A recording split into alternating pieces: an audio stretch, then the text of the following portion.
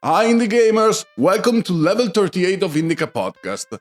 I am officially old, and luckily I turned 40. I even had a party, because apparently I decided to celebrate the arrival of biological sadness.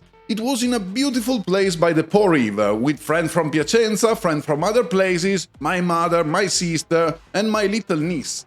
At 20, my birthday was a little bit different. It meant organizing huge rave parties. At 40, it meant holding my niece's hand and taking her to look at the Po River, that by the way is the bigger, longer, bolder river that we have in Italy. That night I was also supposed to DJ. I played drum and bass, and we were supposed to close a punk hardcore concert, and luckily I'm part of a duo. I had prepared some proper weapons, including a Filthy Doom Team remix by Akov, a very strong artist that I think is Russian. I never played it because I came home after the party and said, "Oh, I'll rest a little bit, then I go play." Then I woke up at 3:30 in the morning on the sofa, completely fucked up and dehydrated from the alcohol. This was my first official act as an old man, missing my own DJ set. Then, because peace is apparently legal in this house, I thought, I still have a couple of free days. Let's launch the English podcast. Yes, INDIECA Words is now real. If you are listening in English, you already know this because the first translated episode was level 37.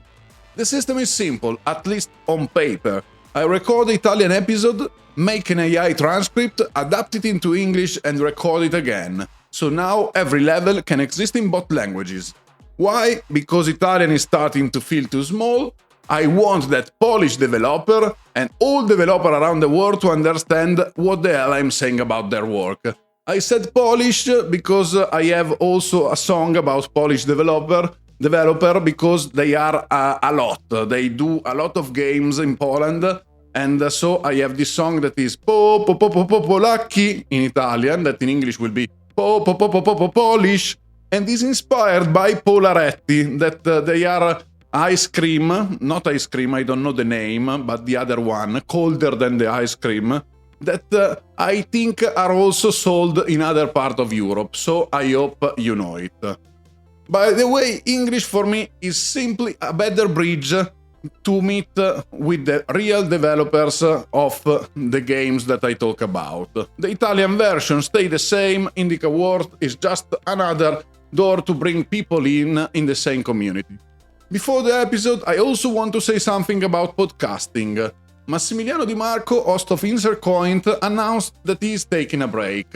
Insert Coin is a huge podcast in Italy, one of the best, probably the best, that talk about the industry, and Massimiliano is the only host of it. It has 5 years of story, but I can understand him well, because I did the same.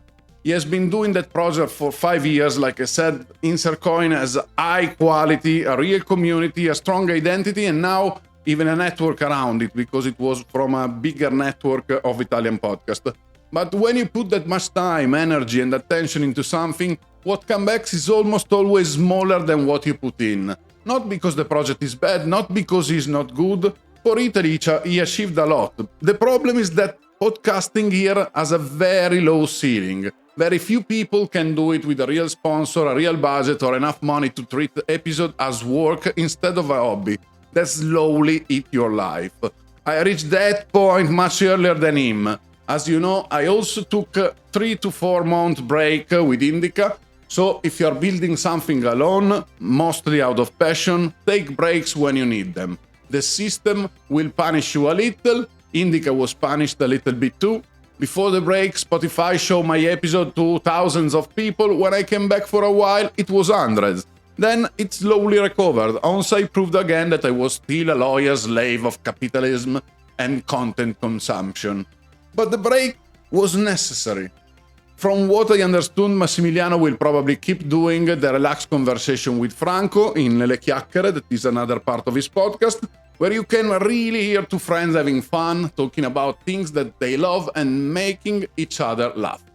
He also wants to start some kind of editorial project, which interests me a lot because he has material I would like to read. So I wish him a gigantic good luck, not to come back soon, to come back when he feels finally ready. And since he will no longer be inside Voice Network, and therefore no longer tied to that contract and those obligations, we may get a super indie Massimiliano back. I can already imagine the swear words flying around in the first episode of the new Insert Coin. A really big hug to Massimiliano. Now we fly into the actual content, because this episode is more stuff than a Thanksgiving turkey. That joke is only for INDIECA Awards, sorry Italian. We do not really eat stuffed turkey. I have never eaten one in my life. And now I can already feel the dislike coming from Minnesota, which seems to be the state that produces more turkeys than anyone else. So, in level 38, an Italian company goes indie again. Unreal come back with a new version and a warning about one of its most used features, which seem destined to disappear in the next few years. Sadly, we also have a loss connected to the gaming world. Then there is My Two Coins, about polarized thinking, NPC behavior, and a very funny comment discussion I had with Ale from Sul Divano di Ale. That will take us through Xbox Studios, Steam Machine, Pre-Leaves, Thank You For Your Application, Kojima, Warhorse, Don't Nod, and the feeling that the world is full of NPCs. Then we move to game. First, a little gem that should have been fresh 2 or 3 days ago, but I got lost. It sold 7 million copies in less than 2 weeks, drove everyone insane and created something close to a new micro-genre. Even if this level is mostly dedicated to Steam Next Fest, I could not ignore it. After that, we open the Steam Next Fest dungeon. I will talk about the demos, the festival and the trend I spotted. Then we go through almost 20 games. I have to be precise, fast, and still give you real feedback because I spent 4 days on holiday only playing these demos. Welcome to level 38. Press start. Video games are in a new era where small teams can create the art of the future.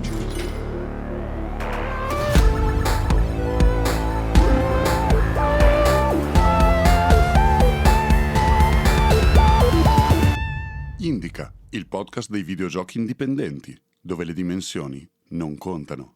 Premere qualunque tasto per iniziare. Our first story is not a good one, unfortunately. We are talking about a death. We are doing the opposite of Italian newspapers that usually put the dead on the last page. Here we put them on the first page. Luckily, this is not a recurring section, but a person close to the video game world has died. There was a plane crash in France, near Le Beul. 2 people were on board a Cessna and both lost their lives. One of them was Claude Guillemot. If that surname sounds familiar, even with my French pronunciation, it is because he was one of the 5 brothers who founded Ubisoft in 1986. He was 69. At the moment, he was not on Ubisoft board, but he was the CEO of Guillemot Corporation, which is the other part many people do not know. The Guillemot family also has this separate technology company outside Ubisoft with 2 main brands, Hercules and Trustmaster. Hercules makes DJ controller and audio hardware.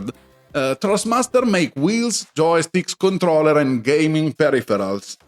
I am also a Trustmaster customer because I have the T180, or whatever the hell is called, the wheel that I use for racing sims. So, Claude Guillemot was connected not only to Ubisoft, but also to the physical side of gaming, the thing you touch, grab, turn, press and break, and blame it on input lag. Honestly, this kind of death feels avoidable to me. If you are rich, you shouldn't know by now that tiny planes and helicopters are not exactly the safest final boss. Small aircraft keep falling from the sky, big commercial plane not so much. So why the fuck do you have to get into a tiny flying box? Is this in this same period we already lost Oliver Tree, an incredible artist at 32, in an helicopter accident in Brazil. And yes, with this ending I am probably killing any possible future sponsorship from Augusta, that is an Italian company that do also helicopter, or from any other company that make helicopter or tiny rich people airplanes. I am fine with that because I don't want to sponsor them. I do not agree with those machines. Kobe Bryant, Colin McRae, the rally driver, they made 500,000 video game about it where he risked his life in his car for years, and then he got into an helicopter and pooch, dead. So if you ever get rich, or even if you are poor but someone offers you a ride on an helicopter or a little private plane, do not do it. Take the car, spend 3 more hours. Fuck these little flying coffins that take people away before their time, because 69 in the modern world is not dying young, but is not dying old either. Rest in peace, Claude Guillemot. Now we put on the glasses because we are entering the nerd corner. The nerd corner used to be its own section. Now, whenever I talk about nerdologies and slightly annoying technical things, I will just call it the nerd corner. In this podcast, we talk to dev, future dev, wannabe dev, and people who may one day decide to ruin their lives by making games. So yes, we talk about Unreal Engine 5.8. It was presented during a Real Fest in Chicago, Epic's yearly event for showing what comes next. They showed the 5.8 features and also gave us a preview of Unreal Engine 6. The biggest thing in 5.8 is probably the MCP. MCP connects AI models to Unreal projects, so you could have Claude or like Cursor or another agentic AI working inside your level. For example, I have a medieval city asset pack and I write, build me a level with 4 houses, a square, and this type of terrain. The AI can go into the project and place the things. I do not know how precise it already is, but it is obviously a revolution. It will bring a mountain of criticism, but not from me. For me, this is simply technology moving forward, and we will return to the later when we talk about the feature that is supposed to disappear in Unreal 6. They also announced Lore, a new open-source version control system. And they talk about UEFN and Fortnite ecosystem, which for INDIECA words I will translate as "we do not give any fuck." Now, the actual 5.8 features. Mesh Terrain is an experimental system for creating more complex 3D terrains, basically a tool to build level faster. The procedural vegetation editor lets you place a tiny plant, let it grow and generate entire forest in seconds. Very, very, very cool. PCG also got improvements. PCG means means procedural content generation. It is a system that creates elements inside your level procedurally. For example, every 5 minutes a barrel spawn. Usually, of course, you use it for something slightly more advanced than spawning a fucking barrel. Then we have Lumen Light. Lumen is the Unreal's newer lighting system, but it has a heavy GPU cost. And by cost I do not mean buying the GPU because of AI. I mean the amount of GPU power that it eats. Lumen Light should have people doing a real port on Switch or weaker hardware because it costs about half and run roughly twice as fast as Lumen high quality. Mega Light is now production ready, so you can throw a ridiculous number of lights into a level, even thousands, and have them react properly to the world. There is also an experimental toon shader for cartoon, anime, and 2D style visuals, based on Substrate. Then we have meta-human improvements. You can now create crowds with hundreds of characters moving in their own way. Mesh to Human has also been extended. Imagine I have a 3D mesh of Super Mario. Nintendo, please do not kill me. This is only an example, do not try this at home. If Nintendo's lawyers were not already circling outside my window like vultures, I could take the mesh and almost with one click turn it into a meta-human. Then I could use lip sync, animation and all the meta-human feature on my custom mesh. That is very cool. Then there is Markless Animator. It captures full body motion without markers, without a mocap suite, even from a webcam. So you can stand in front of a webcam, throw your arm in the air and see the character inside Unreal move it with you. Of course, the Unreal gurus on YouTube are already calling this another video making change forever moment. These people sell a new course every 5 minutes and every week the world changes forever. Come on. It is cool, sure, but as someone wrote in the community, yes, this is the 6th time video making has changed forever this year. Same thing every time a new Claude version come out. Claude kill Canva, Claude kill this, Claude kill that. At this point, Claude is worse than Messina Denaro, that is an Italian famous mafia boss, with all the things he has apparently killed in the last few months. But again, the most important part is MCP. MCP means Model Context Protocol. It lets LLMs and AI agents connect to an Unreal project. An LLM is the classic ChatGPT style system. It talks and generates text. An AI agent can actually do things. You could say, book me a trip on booking.com. It goes to booking.com, find the room, book it, and maybe pay with the PayPal account you connected. That is an agent. So MCP can create completely new prototyping and production pipeline for games. In my opinion, that can only be good. Now we move to the rumor part. It is not really a rumor because Epic actually said the thing. The rumor is the distorted, polarized version spreading around, the headline that everyone uses. They are cutting Blueprint from Unreal. What are blueprints? Blueprints are the spaghetti. They are a way to write C++ code without knowing C++. Instead of programming everything by hand, you connect module with wires, the famous spaghetti, and build gameplay logic that way. I know absolutely nothing about programming, and even I can do some things inside Unreal with blueprints. They have been incredibly useful, but the news that they are destined to disappear did not scare me. These come from Tim Sweeney himself, the boss of Epic, the head of the whole circus. The idea for Unreal Engine 6 is this. Today we have Unreal Engine 5, the high-end tool for dev, and UEFN, a Fortnite editor aimed more at players, creators, and Fortnite content.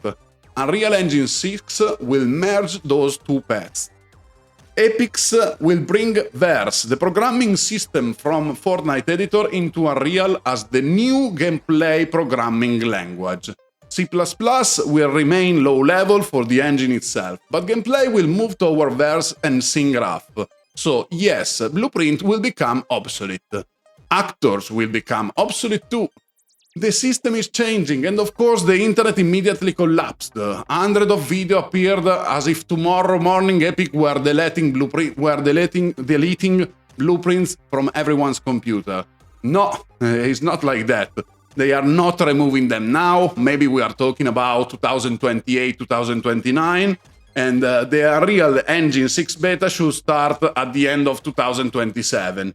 Then it will take around another 18 months for the official release. In the first version, Blueprint will still work. Later, Epic says that there will be a system to translate all Blueprint work into the new framework. I am optimistic.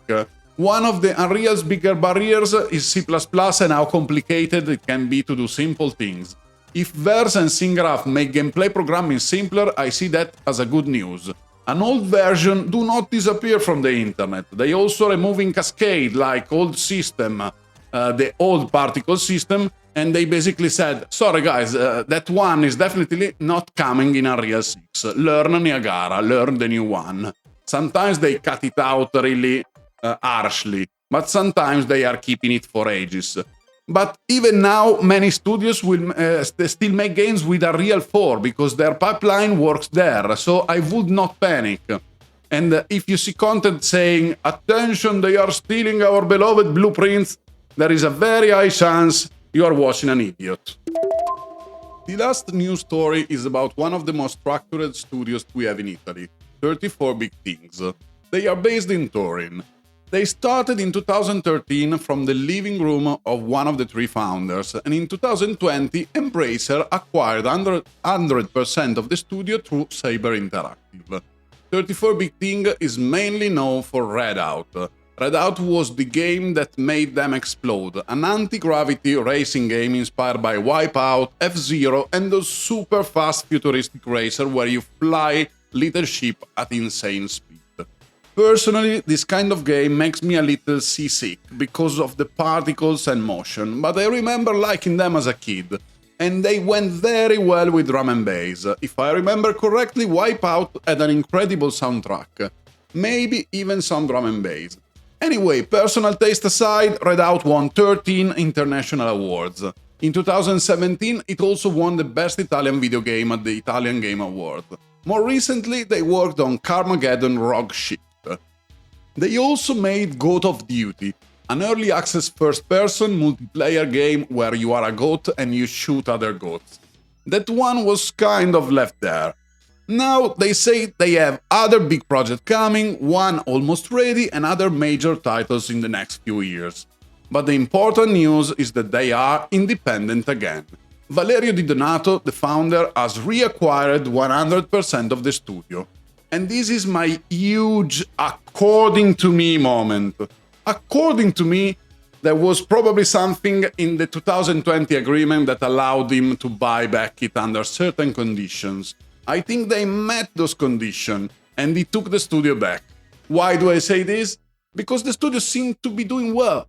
When Embracer acquired them in 2020, they had 28 employees. Now they should be around 70s. For Italy, that is a lot. But the most interesting part, in the financial data, these numbers are not taken from the official document directly. I did not go to the Chamber of Commerce and pay to download the financial statement of these poor people. I found them on Company Report website, and in theory those numbers should come from registry data. But they could be wrong, so take them with caution. According to those numbers, in 2024 they had around 2.6 million euros in revenue, and about 250,000 euro in profit. In 2025, revenue almost doubled, reaching around 4.6 million, and profit went up to around 2.4 million euros. That is a very good profit margin, almost half the revenue. So this looks like a company in strong growth. They are working, expanding, hiring people, doing bigger projects, and apparently functioning very well. Which make me wonder why Embracer would sell back one of the few things that they own that actually seem to be working. To me, there has to be some agreement or condition behind it, but in the end, the reason does not really matter. An Italian studio has become Italian again. So, great news. Congratulations to Valerio Di Donato and to everyone involved. Massive move. In this last news section, I want to cover a couple of things in the My Two Coins mode. My Two Coins is where I speak personally from the heart about something that usually I dislike. Basically, I want to talk about the total disappearance of personal thought. The world is starting to feel full of NPCs. Maybe Unreal already activated the new metahuman system that thousands of NPCs everywhere without overloading the world server too much.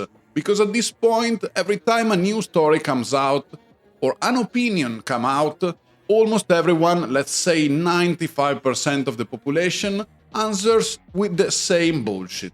It happened with Mixtape. Someone said, there is no gameplay, you cannot play it without you can play it without a controller. And then thousands of people who had not even tried the game kept repeating, you can play it without touching the controller. Oh, you can play without the controller. This idiocy destroyed my balls.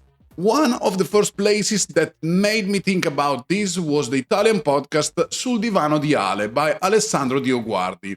I recommend it to everyone, and for anyone listening to INDIECA Awards, he also has a special episode on David Lynch in English, so you can hear Alessandro Dioguardi's thoughts on one of the greatest directors of all time. But let's get to the point, because Ale comes back into the story. The first news topic was the whole discussion around Xbox Studios' possible closure and Ninja Theory. To be clear, there was never a confirmed news story saying these studios are closing. Maybe some of these studios were never really at risk. Maybe some of them could have been independent or becoming independent really soon.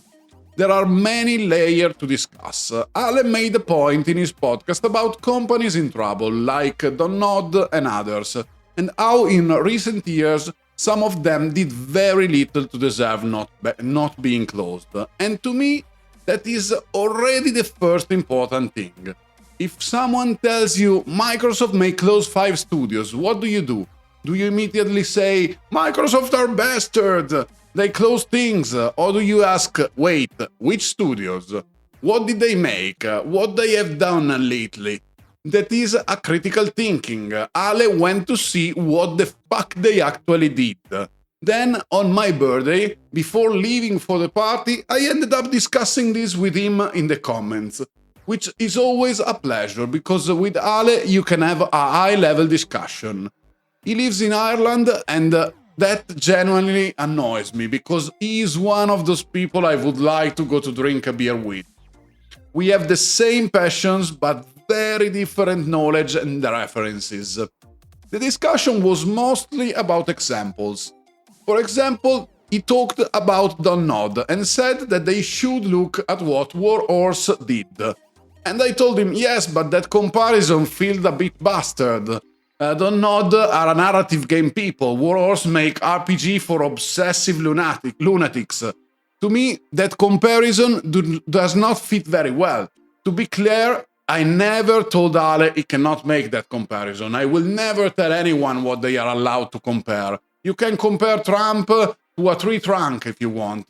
I may tell you, look, I do not think that comparison make much sense, but I will not tell you, you cannot do it. The same thing happened when, for another studio, he said that they should take inspiration from Kojima. And I said, come on, Kojima is an unfair example. Thank you very much, Kojima is already famous. Then Ale talked about this in the next episode of his podcast and dropped a punchline that destroyed me. He said, Kojima did not come out of his mother's lasagna already being Kojima, and I immediately imagined a tiny baby Kojima coming out in the delivery room doing absolute cinema for his mother's lasagna. Beautiful. My criticism was about the examples, but everything else in that episode and the way Ale talked about the topic was exactly how this stuff should be discussed. Not stopping at the headline, looking at the context, and later he explained his reasoning very well. He was comparing style, attitude and strategy and business model. His point was not Don't Nod should become Warhorse. His point was maybe Don't Nod should not release one weak game every year. Maybe they should make one strong Life is Strange style project with 3/4 of the team and then keep a smaller team on something like Jusant, something more artistic, smaller, maybe weird, but with breakout potential. That way you lower the risk, and when he explained it like that, I understood the point. He was talking about attitude. Kojima hires actors, builds spectacle, creates moves that make people talk about his game. Many studios do almost nothing to make people talk about their games, or they find one success, then they spend years trying to imitate that same success until it stops working. At that time, I did not know that both Warhorse and Don't Nod had around 400 employees. So they are not tiny teams anymore, they are structured companies, and when we were talking, my instinct was much more indie. For me, the safer path is make shorter games, release more often, and give yourself more chances. One release per year means 5 shots in 5 years. Usually one game feeds the company and keeps everything moving, not all 5. But I know I have a super indie deformation. I learned this from independent examples. The first one that comes to mind is Free Leaves. You probably know them. They are one of my favorite devs. The South Africans who developed together in this crazy mega villa, completely out of their minds, making games that are all different from each other. They made Stick It to the Stickman, where you are a stickman killing capitalists. They made Angerfoot, an FPS where you kick people in the face. They made The Dick Game, the one that made me become friends with Valerio, my comedian friend. We are still friends now. Actually, he's one of my best friends, because the first time I called him, it was to play a game about dicks made by these lunatics and published by Devolver. Free Leaves make small games. They release often But they also do exactly what Ale was talking about. They build a huge identity. Their identity is, we will release another strange thing and you do not know what the fuck it will be, but it will probably surprise you. That is not what Don't did. Don't came from Life is Strange, one of the biggest success and one of the most important modern narrative games, then kept releasing things that felt less interesting, less inspired, until they reached a difficult moment. To close this part, I also read another news story that connected perfectly. The publisher of Thank You for Your Application said that the big budget and long development schedules do not make better games. They recovered the dev cost of the indie game in 22 hours. Very good for them. And I agree with the idea. For indie teams, jumping into extremely long projects is dangerous as hell. It is much better to validate small ideas and build on what works. Cult of the Lamb is a great example. They made other game before, then found their golden goose, and now they are building around it. Updates, community, rituals, people actually getting married as if they were part of the cult. All these examples, Kojima, Warhorse, Free Leaves, Cult of the Lamb, share something. Not size, because size doesn't matter in INDIECA, and they are completely different sizes. They share attitude, identity, and the ability to make people talk. I also have a professional deformation here. I work in this field and I did a European course on video game production, so I have some idea of how games are produced, especially small indie games. AAA is not my cup of tea. But when I plan my own games, I make market analysis spreadsheets. I look at very specific data. Only games released in the last 2 years, only similar games, only games in a price range close to mine. That is how I compare things when there is money and production planning involved. But I can understand that in a podcast discussion, comparing Kojima to Don't can make sense if the reasoning is clear. And that is the key. There was reasoning behind it. Critical thought. A real attempt to go deeper than the headline. That is what is missing almost everywhere. Now, Steam Machine. The Steam Machine came out with a price around 1,038, 1,040 euros without the controller, and around 1.1 with the controller, around 1.4 in some configuration. Yes, it is expensive. Who was surprised? A year ago someone said maybe it will cost around 800, and now people are saying, what the fuck, it does not cost 800. Sorry, genius. If before a war someone said gasoline cost 1.50 and now it costs 2 euros, thank you very much. Things change. It was obvious that it would cost a lot. Also, if someone thought Valve wanted to go to war with PlayStation and Xbox on low price, I do not know what to tell you. There were also rumors that the next Xbox could become more of an elite premium product, moving toward the 1,000 euro area. So yes, the price is high, but it is not coming out of another galaxy. Then come the classic comment. I can build it myself. But can you? Calm down, the Steam Machine is tiny. Tiny, tiny, tiny. It is a little object you put in your living room. It is designed by the engineers to be small, clean, compact, and easy to place. You are paying for a technology object, but also for design, convenience, form factor, and the fact that it does not look like a giant case with 7,000 fans screaming under your TV. The funniest thing was the argument from one of the Steam engineers. He basically said, we are not happy about the price, that we think that is a bit high either, but I do not understand why people do not complain like this about a $2,000 apartment in Brooklyn or about lobster costing $28. Nobody sees a lobster $28 and says, fuck that, at this price I will go fish my own lobster. That destroyed me, because it is true, everyone can write, I'll build a computer myself. But this machine is made exactly for people who do not build computers. And in 90% of the cases, the people writing that comment cannot build that computer anyway. But even if they could, they are not the target. So go break someone else's balls. It literally adds nothing.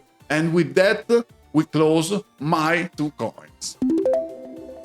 Usually in this section I cover games that came out these weeks or that are about to come out, but this time, because of Steam Next Fest, I will have to make only one exception for one game and then talk about the demo. A game that won on both fronts, innovation and commercial success. Before revealing the little monster, I want to start from a thought inspired by Andrea Facchinetti from Console Generation. In one of the latest episodes, he talked about that innovate by adding features to the genres that already exist is not real innovation.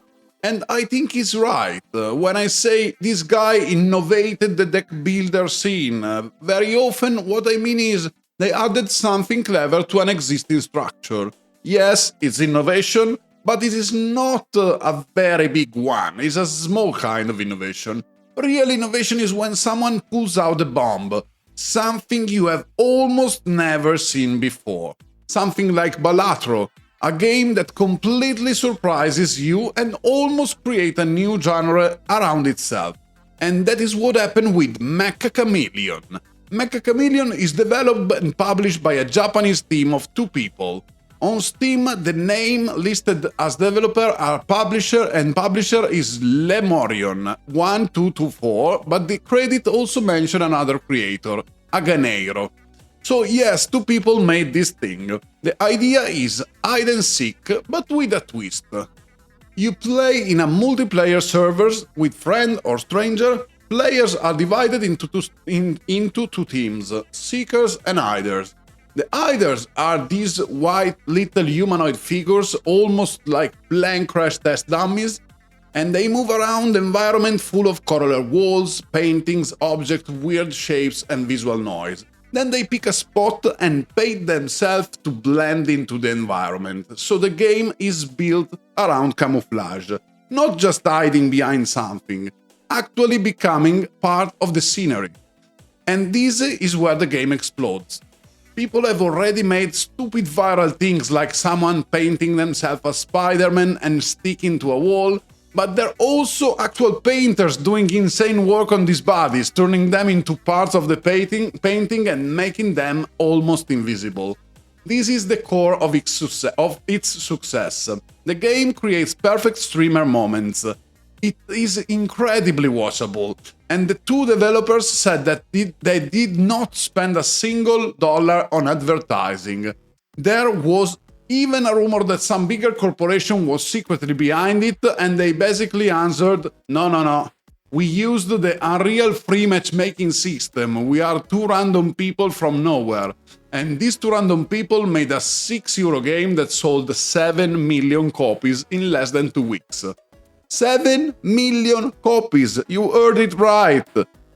If you look at their past, they had game with around 50 reviews, so they tried again, and then suddenly it's the perfect idea.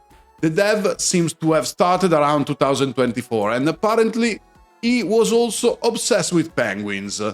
Before MECCA Chameleon he made Penguin Hotel 2, Penguin Hotel Chapter 1, Link Penguins, and then a game about hamburgers called That Burger.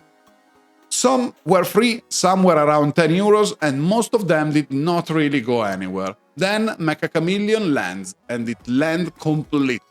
No penguin at this time, but just these little white guys, and even though they have almost no identity, now the moment you see one of those white figures, you think of MECCA Chameleon. That is already a brand, that is already an identity.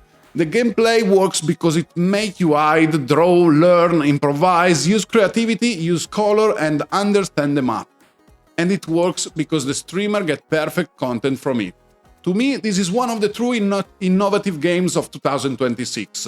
You could compare it to that old Counter-Strike mod where you played hide and seek by becoming a chair or a trash can or some random object. But here there is another layer, the painting layer, the artistic camouflage layer, and that is spectacular. Go look for clips online because they are very, very funny. And if you have a creative group of friends, this looks like a game for a lot of stupid laughter. Now we get to the main course of level 38, the June Steam Next Fest. Steam Next Fest is the festival where Steam presents a huge amount of demos. It happens 3 times a year, February, June, and then around October or November, if I remember correctly. And it is one of the best ways to understand where trends are going. You can really spot them. The first and most important thing is the role of demos in the modern video games. A lot of the demo I played were not 5-minute teaser. They lasted for hours. Some of them, if you wanted, could give you 20 or 30 hours through multiple runs. Of course, run-based games make that easier, but in general the demo has become one of the most important tools for selling a game. Game Discover Co. and other market analysis people have been saying this for a while. Does every game need a 5-hour demo? Obviously no. Does every game probably need a demo? At this point, almost yes. And if the demo is deep, that is a huge plus, because when people play a demo and wishlist the game after that, the wishlist is much more honest. It is not just, I saw for screenshot and a trailer, it is like, I play this thing, I like it, I want more. That wishlist is much more likely to become a sale. And sales in the first weeks are everything. Again, according to Game Discover CO, and other people studying Steam, many games make a huge part of their sales in the first weeks. If the game does not hit early, Steam does not recommend it, and the whole thing can die very quickly. So if you want to sell in the first weeks, you need to show Steam that people are already interested before launch. The main signals are wishlist, demo plays, and the whole ecosystem of interest. Another trend I noticed is AI, especially in management games. There are tons of them now, and many have the same font, the same look, the same smell. I can spot them from 10 kilometers away. For me, this is only a problem when the game is shit. In most cases, yes, it looks bad. But in some cases, you can clearly see that the interface and probably even the script were made with AI, and yet the game still makes sense. It is fun, it has an idea. I noticed this especially in management game, as I said before. Then there are genre, one of the most fucking difficult words to say, genre trends.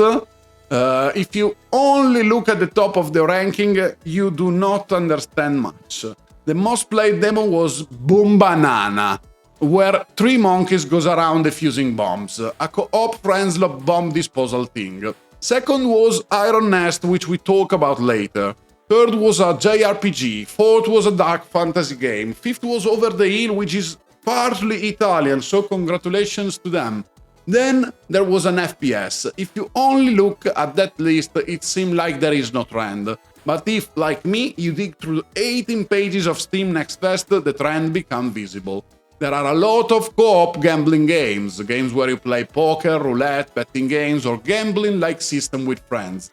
There are a lot of co-op horror games. The train is still going very strong. There are a lot of games about trash, cleaning, restoring old things, fixing dirty places. A ridiculous number of them. There are also a lot of tower defense roguelikes. For my happiness. A lot of them. And this is useful because it shows where the saturation is going. It is also show which roads to maybe avoid if you want to innovate. At least that is my advice. So now we move game by game. The game I will talk about are the ones I liked, played more, or found interesting. This is completely personal. As usual, it follows the genres I care about. The order is alphabetical, but I will still tell you which one I like the most. And I need to move quite fast because we are already around minute 48. That was the Italian version, so probably is not right for the international version. And the list of games is only starting now. So I will give you a quick explanation of each game. Enough to make you want to play it, or to make you stay very far away from it. The first game from this next fest is about fishing. It is developed by the Water Museum and published by Playstack. It is an adventure fishing mystery where we play as a girl try to uncover secrets through the fish she catches. The main mechanic is mouse-based. You use the mouse to throw the hook where the fish are. It is physics-based, so you need the right movement to launch the hook forward. Once you catch the fish, the tutorial introduces a very particular character. Imagine a strange PlayStation 1 style look, but exaggerated, as if the real face had been glued on the top of the 3D model. It is very, very weird. And that makes sense, because the Water Museum also made Arctic Eggs, another very strange, very weird game. In About Fishing, you need to catch fish until you fill a box. I have to be honest, I did not manage to finish the tutorial, but the tutorial lasted me around an hour and a half. Mostly because I was playing with a tiny portable mouse on a tiny mousepad on a sofa on a soft surface. Basically the worst possible setup for a game based on a precise mouse physics. But even with that, the game intrigued me. Because at some point, you discover that you can take the fish you already caught, throw them back into the water, and then guide them underwater. That opened the door to some kind of marine investigation through the fish you catch. There is definitely something particular here. And remember, Playstack has around an 85% positive outcome from the game they publish. So, when they publish weird things, I pay attention.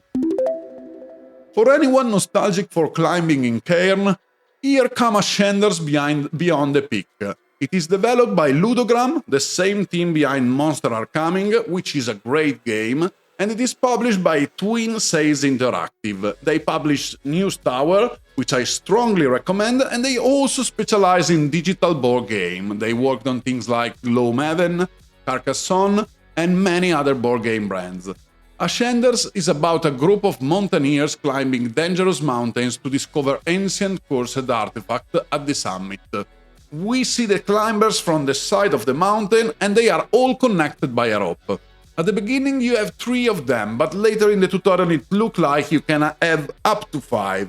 And the fact that they are tied together matters. You cannot just send them wherever you want. Movement is turn-based, and your actions are like move to any point, move to a safe point where you can place your feet and rest, collect berries, gather wood, or use a pickaxe to break rock. As you move forward, the mountain starts showing a more Lovecraftian flavor. There are giant spiders and monsters waiting for you, and they definitely do not help the climb. But nothing will stop our curiosity. We want to know what those artifacts are. We are even willing to kill for it, because during the demo you meet other people, they become enemies, and we make sure they never see the end of the mountain. The next game belongs to one of the categories that is exploding right now, clickers, or as people now say much more often, incremental games.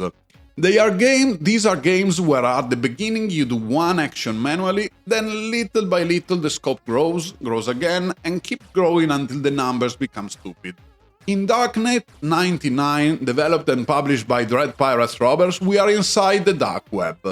If Dread Pirate Roberts sound familiar, that name comes from The Princess Bride. In the movie, several pirates use the name to scare enemies, pretending to be the legendary Dread Pirate Roberts, but the name became much more famous because of Silk Road. It was the nickname used by Ross Ulbricht, its creator. To simplify it, Silk Road was basically an eBay for drugs. It was created by this guy, who was later arrested after a long investigation with a lot of trials and problems around the case. He was accused of paying a hitman to kill people who wanted to reveal that he was the creator of the site. The FBI searched for him for years, and he eventually was caught in an internet cafe in his own city, I think San Francisco, but I'm not sure. He had a gigantic debt with the American government. Then they found this 50k Bitcoin that a hacker had stolen from Silk Road, and those Bitcoins were returned to the US government, and by then they were worth billions. Later, Trump pardoned him, partly because of a political agreement with the libertarians, who wanted Ulbricht freed. They basically said, free Ross Ulbricht and we vote for you. Then they voted for him. And that was one of the many things that influenced Trump's election, one of the worst decisions of humanity. But back to the game. In this clicker, you use an interface that feels like being inside an old computer. You open a shop at the and At the beginning you manually sell product. You start with stimulants, then slowly unlock all the other categories. The substances are never called cocaine, MDMA or things like that. They are abstracted into categories with cute icons, stimulants, opioid and so on. Once you start selling things one by one, you unlock new section. Of course, all of these happen through the classic incremental skill tree. Almost infinite. At first, opening something costs $10. For upgrade later, it costs 50,000. But in the meantime, you go from selling 100 things a day to selling thousands. Eventually, you can also open your own Silk Road. External vendor can sell through your platform and you take a commission. It is a little game, mainly a pastime, and I had fun with it for a couple of hours. And I brought here mostly because I liked having an excuse to remember the Ross Ulbricht story. Whatever you think about the Trump pardon, I do think locking him in prison for life was too much. Let's continue with a one-screen bullet heaven, exactly the kind I like. Endless Raids is developed and published by Studio Monoblock. It is an isometric action bullet heaven where you have to protect a train crossing a wasteland full of bastard little monsters. You protect it with drones. The drones are placed on train cars and you can buy more of them at the station you met along the run. At the beginning you have one, then little by little you build a proper drone crew. You can also buy upgrades that improve range, speed, weapon power and all the usual beautiful little numbers that make this genre active. Let's continue with a one-screen bullet heaven, exactly the kind I like. Endless Raids is developed and published by Studio Monoblock. It is an isometric action game where you protect a train crossing a wasteland full of bastard little monsters. You protect it with drones. The drones sit on the train cars and at each station you can buy more of them. At the start you have one drone, then you slowly build a full little drone crew. You can also buy upgrades for range, speed, weapon power and all the usual numbers that make this kind of game addictive. One smart thing is that your train has only 7 active slots at the start, so space matters. But you can merge items of the same level. If you buy 2 machine gun drones, you can fuse them into one car. The catch is that this does not happen right away. You have to survive until the next station. So the game keeps asking you, do I keep 2 weak things now and I hope I survive long enough to fuse them? Or do I buy something safer? The run keeps going until you break the game, literally. The developer basically said, keep going until you or the game crashes. And it makes sense because after a while the screen can fill with a stupid amount of stuff, especially if you do not kill the enemies that spawn more enemies. What I like is that it stays on one screen. You do not explore a big map, you do not get lost. You focus on the build, but compared to many bullet heavens, you are not the one running away from enemies. You control the drones and kill enemies before they reach the train, so the real main character is the train. We are basically the train's little criminal assistant. At later station, the drone become much cooler. You can also fuse things you had already fused, so new space open up and the shop starts selling better toys. In the demo, you can reach the end of the run and then the game tell you the demo stop there. For now, it is limited, but it refreshed the bullet heaven formula very well. It did not reinvent it, but it refreshed it, and that for me is enough. After Spinero, Sphere Studios are back with Gridlords. It is published by Goblin Publishing. Goblins are not random people, they are one of the most interesting publishers for strategy and turn-based games.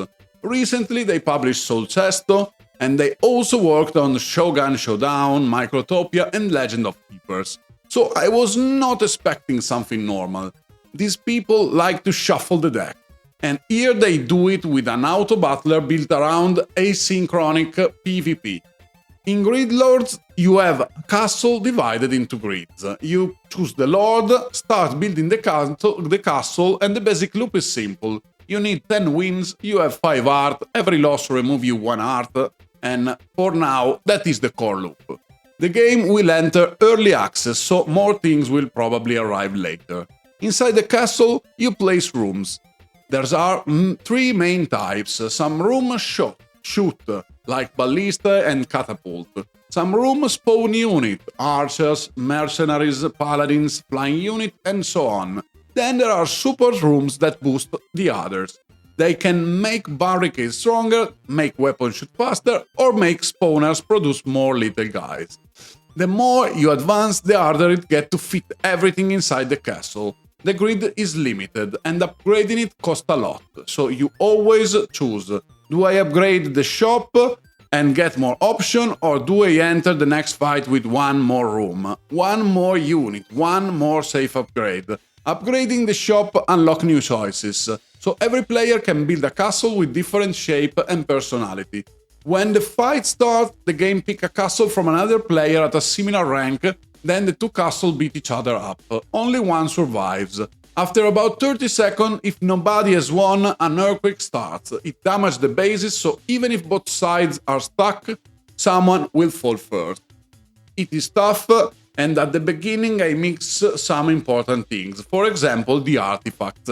In the shop, beside the rooms and unit, you can buy artifacts that give you big upgrade. They have tiers, blue, purple, gold, and the gold ones can change the whole run.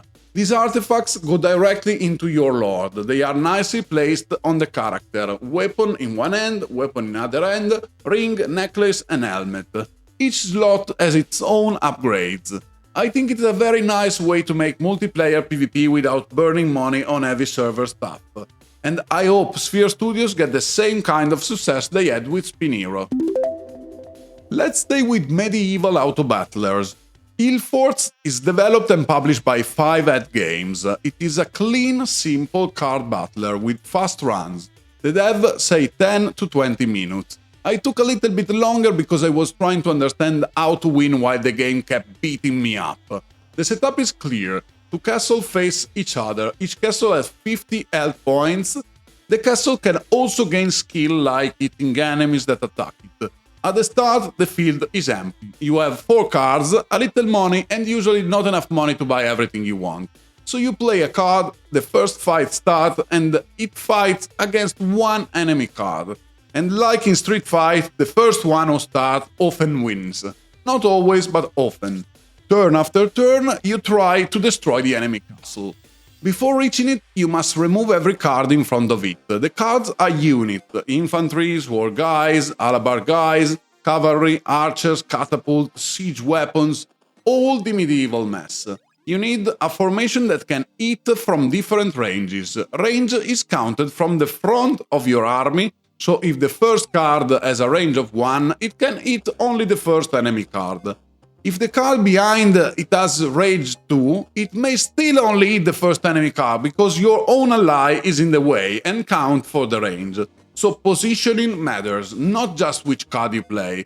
Where you put them also matter. You can also upgrade unit, and if you find the same card, again, that you already place, you can place it on top and create a stronger version. Upgrades can change attack, piercing attack, health, and special effects. For example, a unit may give you 2 coins when it dies, or spawn mercenaries to annoy the enemy. That keeps the game fresh because you do not always see the same card twice. As fights get harder, you start replacing units too. At first you have basic green cards, then blue cards arrive, and they are much stronger. So you keep updating the battlefield. When you remove all the enemy castle health, the game basically say, okay, you won 1, go on. I do not know what the final goal is. Maybe some parts are still missing because the game should release on July 22, so it's pretty close. But I really like the simple play, the look of the card, and the pleasure of watching the fight go on by itself while you relax, or while you get destroyed, which it happened a lot to me. Here we are with another trend I really like right now. Tower defense games that keep changing shape. Rupture is developed by Confa Games and published by Tiny Build. Tiny Build needs no long intro. They publish games like Hello Neighbor, The King is Watching, Potioncraft, Graveyard Keeper and Street of Rogue. So they are clearly open to weird ideas. And Confa Games are very good at weird ideas. They created the Despot universe, a world ruled by this despot, with little pink humans ready to be used, abused, and thrown into horrible systems. They already made a dungeon game with them, then Slime 3K, a vampire survival style game, and now they are making this strange tower defense, or better, ship defense, because humanity is basically fucked, and we control a ship full of small pink humans, and we must keep it alive while crossing the space. Along the way, we find places where we can change the grid of the ship. So yes, it is another grid-based game, a little close to Gridlords in construction. But the tone is completely different. Here, everything is dark comedy. You do horrible things to these poor guys. Some must pray to the despot, and while they pray, everything else on the ship works twice as fast. Others defend the ship, because aliens attack us during the trip. You defend yourself in two ways. Inside you have little soldier, laser sword guys, robots and other units. Outside you place turrets. At first they are normal, then they become insane stuff like a shard that shoots lasers. Every few minutes aliens attack. You need to stop them before they destroy your last defense, the first room inside the ship. If they break that, they enter, walk around, and you probably die very soon. The game is fun, but hard. There are many modules, but modules need energy. How do you make energy? Easy peasy. You put 10 little humans on stairs and force them to run all day like hamsters. How do you make fuel? Also easy. You take some humans, melt them into green liquid, and now they are fuel. So yes, we do every possible crime to these little pink guys. But the game is smart, polished, and very well made. And I love that Confa Games keep building their own world, their own tone, their own tiny nightmare. That kind of identity is one of the coolest things a studio can have. So compliments to the Russian guys from St. Petersburg. They did it again. Iron Nest Heavy Turret Simulator was the highest ranked game in this list. It reached second place among the most played demos. It is developed by two people, Nick Niedevut, no, not the pronunciation, but I don't know how to say it, and Dominic Latos. One worked on development and the other on propaganda. And propaganda is the right word, because the game is set in an alternate 20s with war, rebels, targets, and a giant military machine. We control a massive turret from the inside, a monster that weighs something like 5,000 tons. Inside this thing you must calculate where to shoot, load the cannon, start the system, turn the turret, set the angle, and try not to mess everything up. And it is hard as hell. Even the tutorial destroyed me. I needed about 20 tries to hit the target that the game was clearly showing me on the map. The loop is this: you get a message, there is a target in this area. You open the map, you see it from above and mark the distance from your turret to the target. The map gives you degrees, kilometers and all the numbers needed. Then you go back inside the turret and set the machine one by one. You turn cranks, you set direction and angle, you choose how many charges to put into the cannon. You try not to overload the system because steam and smoke start coming out and you need to close other valves by hand. In the demo there is one cannon, later there should be two. When everything is ready, you reach the final step. You confirm all the checks like with a serious bomb. Then you pull a big red lever and the shell fires. An animation shows the shoot on the map, and when it lands, it reveals a part of the terrain. At first, the map is almost empty. Shot after shot, you discover what is really there. My first target was close to a hospital and some civilian buildings. So I had to be precise. I was not. I shot the hospital. Next day headline, Rebel killed 237 civilians in a hospital. It was me, with my own hands. Iron Nest is a game for absolute maniacs. It is clearly inspired by PVKK, that insane turret game with the German title that is Planet that is basically one word long enough to deserve a Guinness World Record. Honestly, the dev should send it to Guinness World Record that maybe they give him money. The Iron Nest team say it openly. Nick had this started idea in his head for 10 years and PVKK helped prove that this type of game can exist.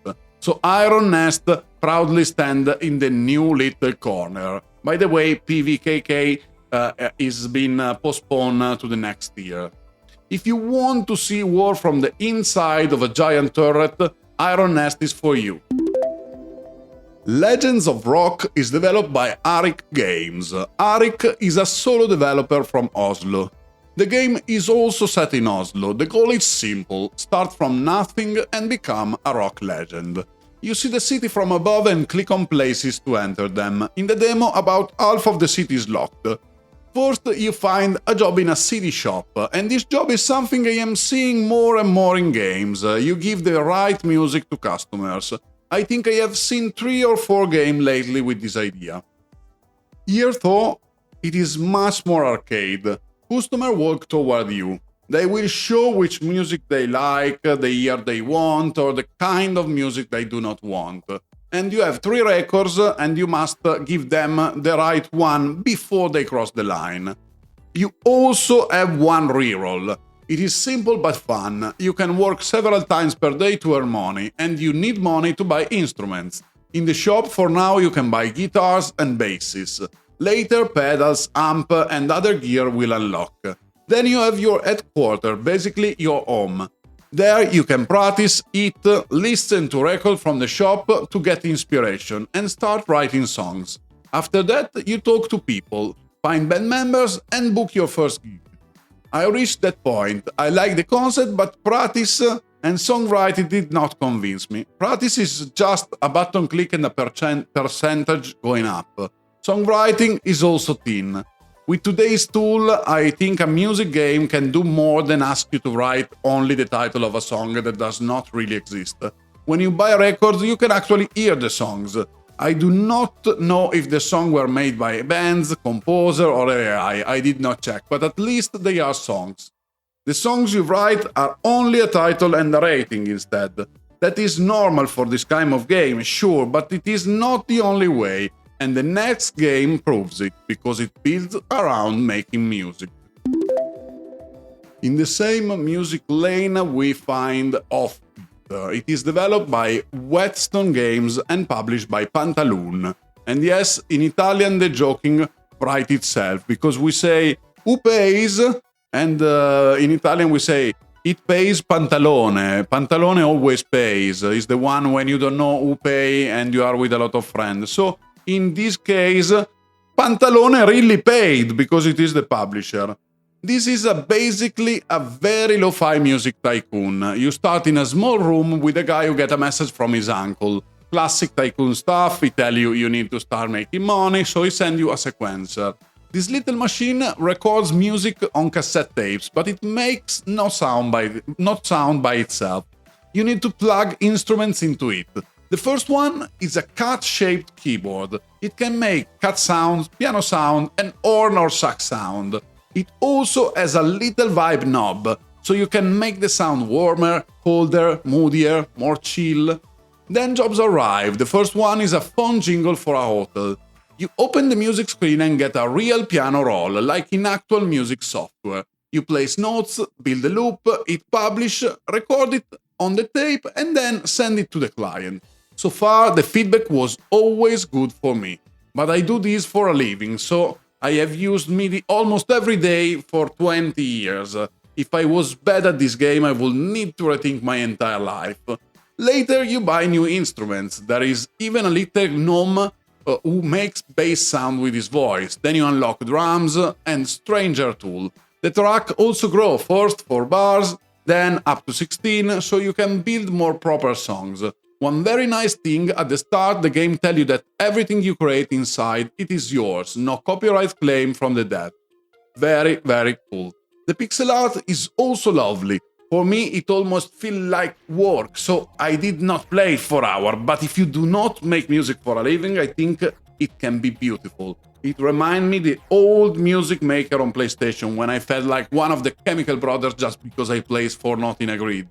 Offbeat can give that same feeling to today players. Sir, we have an orc problem! It's developed and published by Mumpitz Games. It is the child of incremental games and tower defense. Orcs keep coming to your tower in bigger and bigger numbers. After each run, you spend currency in an upgrade tree, buy improvements and unlock new weapons. The first part is planning. You place turrets, you choose where they shoot, then the orcs arrive.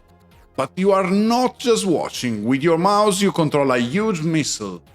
At first the cooldown is low, later with upgrade your own aim becomes much more important. You also need to study the path. If you know where the orc pass, you can fill that area with traps. When you beat all the orcs, you unlock the next level and the scale jump up. If the previous level had 800 orcs, the next one maybe have 8000.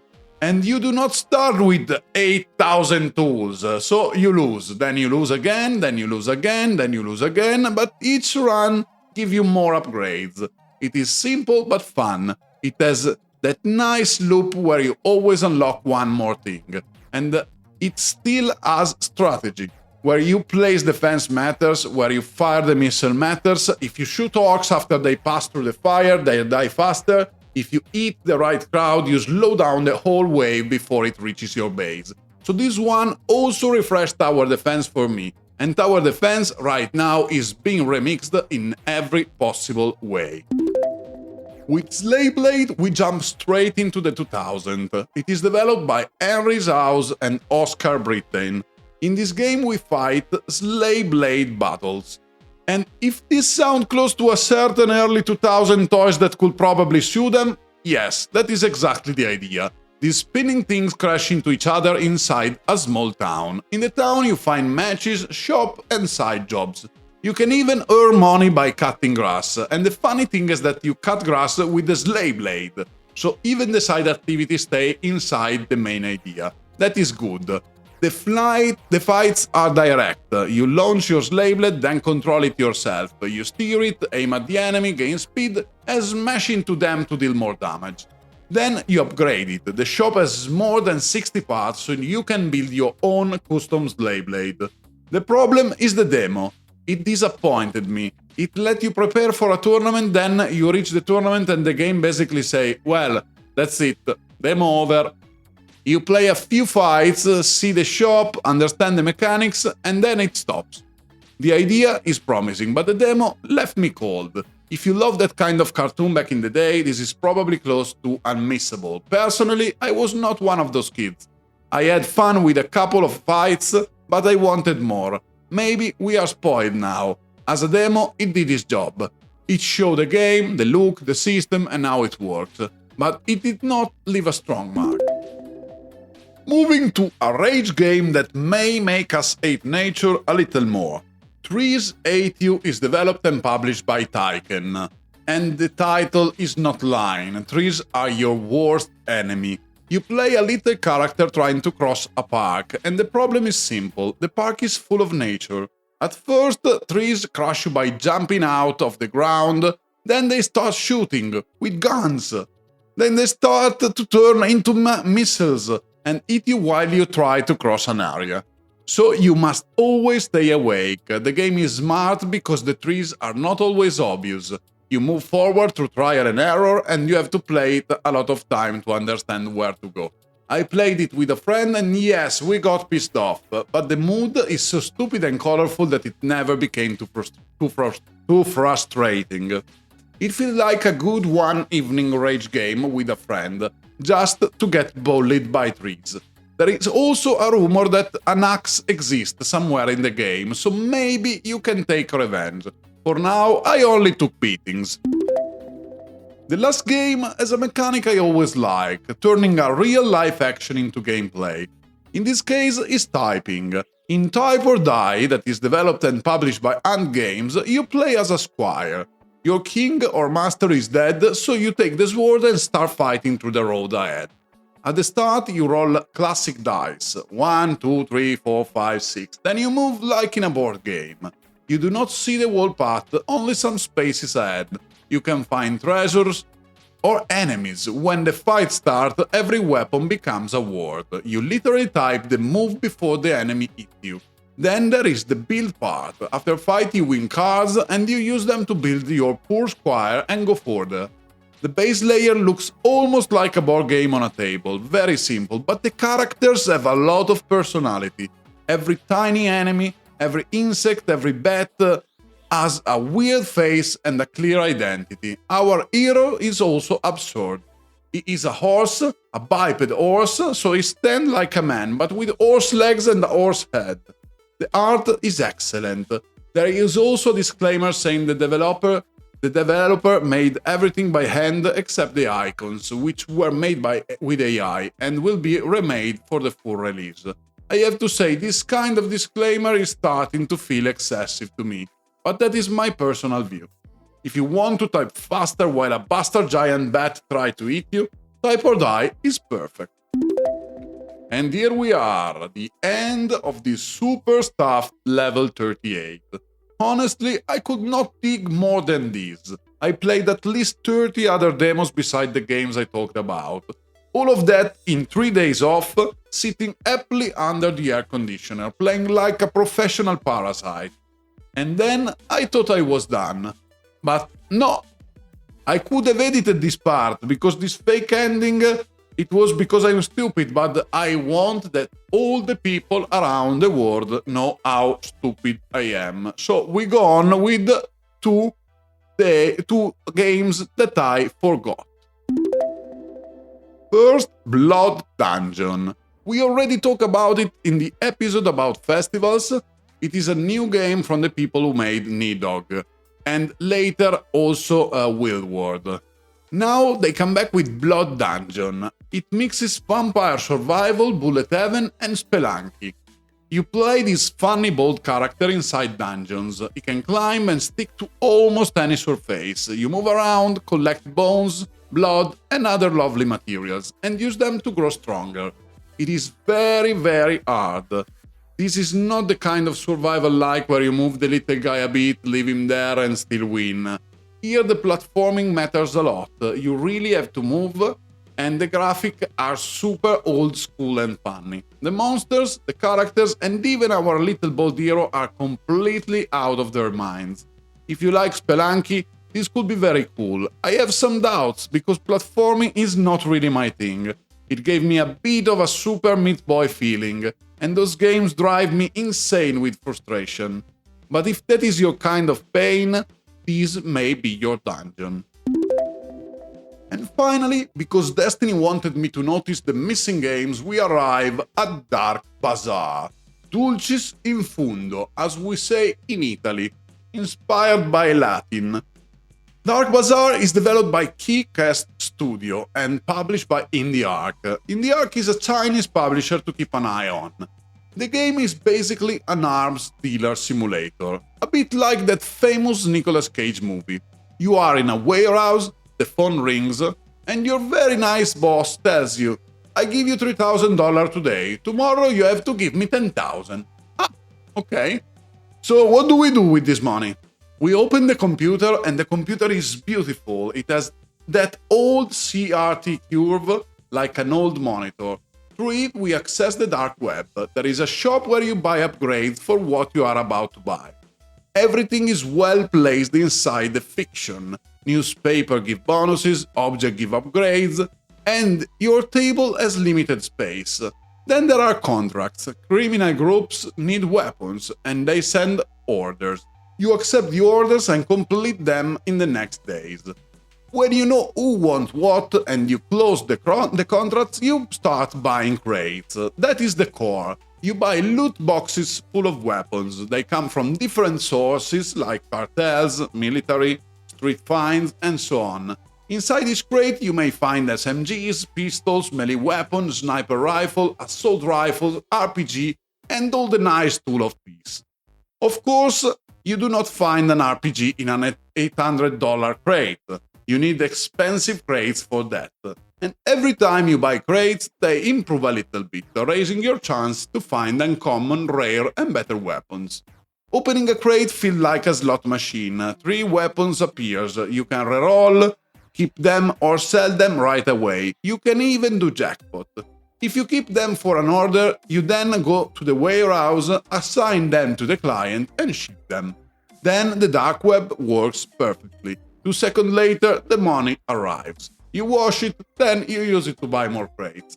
No, sorry, you use it to pay the debt. Because the game keep raising the debt, like Cloverpit or Balatro. And if you fail a contract, the debt goes up by something like 15 to 30%. I reached 200,000 or 300,000 euros. Then I found out someone in the demo alone reached trillions. So yes, the game can be broken in every possible ways. But it feels fresh. It is not just another gambling game that takes poker and glue a Balatro system on it. It takes arms dealing, turn it into a strong fantasy and then add the gambling system there. I think this choice can make the game very successful. We've reached the end of level 38, for real this time, and I would like to say a couple of words to the Leo from 2 weeks ago.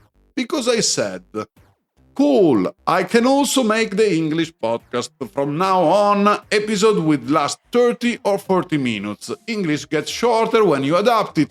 You remove mistakes, remove the extra mess, clean the structure, and boom! Maybe I can record the English version in half an hour.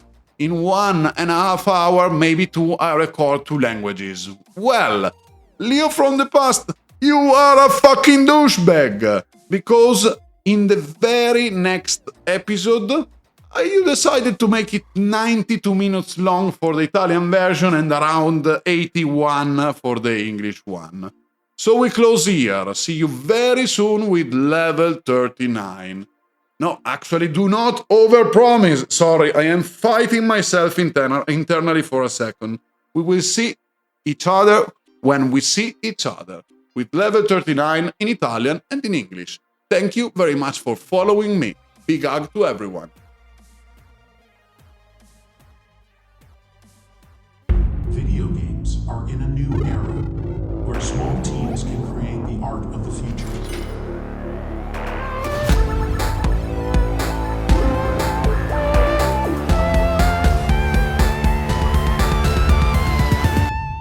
INDIECA, il podcast indipendente per menti indipendenti. Realizzato da Audioson Studios.